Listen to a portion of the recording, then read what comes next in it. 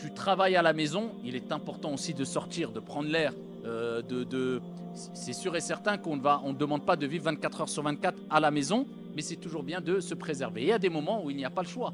Même au contraire, c'est un bienfait. Et ça nous rappelle que l'islam ne nous appelle pas à s'enfermer dans une demeure 24 sur 24 et se couper du monde. Ne serait-ce qu'à travers les quoi les 5 prières. Ce qui est fortement recommandé chez la majorité des savants, voire chez une minorité obligatoire, si on est proche d'une mosquée, etc., c'est d'accomplir les prières à la mosquée. Donc on a cette dimension-là qui est, je reste chez moi, mais il y a un moment où je sors quand même, je me mélange aux gens, je fréquente quand même.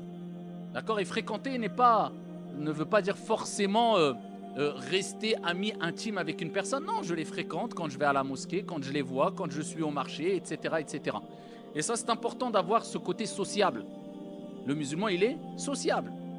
Le prophète sallallahu alayhi wa sallam, il nous dit al-mu'minu alladhi yukhalitu an-nas wa yasbiru ala adahum khayru min alladhi la yukhalitu an-nas wa la yasbiru ala adahum. Le musulman, le croyant, qui se mélange, qui fréquente, qui côtoie les gens, est meilleur et qui patiente quant à leur mal, à leurs préjudices, à leurs défauts, leurs déficiences, est meilleur que celui qui s'isole, qui ne fréquente pas les gens.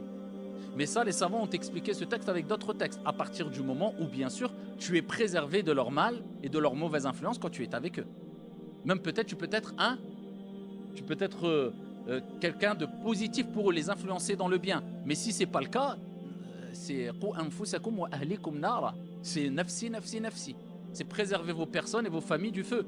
C'est penser à vous-même. Lorsque tu es dans un avion, même si tu as la personne la plus chère, ton fils, ton enfant, ton père, ta mère, ton épouse, ton époux à côté de toi, s'il y a un réel problème dans l'avion, eh bien il y a les masques à oxygène, d'accord, qui descendent. Et qu'est-ce qui est recommandé? C'est d'abord de mettre le masque à oxygène à la personne à côté de toi. C'est d'abord à toi-même. Pourtant, voilà, à première vue, tu vas dire, mais comment ça? Non, non. D'abord la personne que j'aime, d'abord mon fils, d'abord mon... Non, tu ne pourras pas l'aider si tu ne t'es pas aidé toi avant. Tu dois d'abord t'occuper de toi pour pouvoir aider les autres. Eh bien, c'est la même chose. Ne cherche pas à sauver le monde quand toi déjà, tu ne t'es même pas sauvé. Quand toi, tu n'as même pas les outils, tu n'as pas la foi déjà pour pouvoir être assez ferme et te préserver. Et toi, tu veux déjà préserver les gens.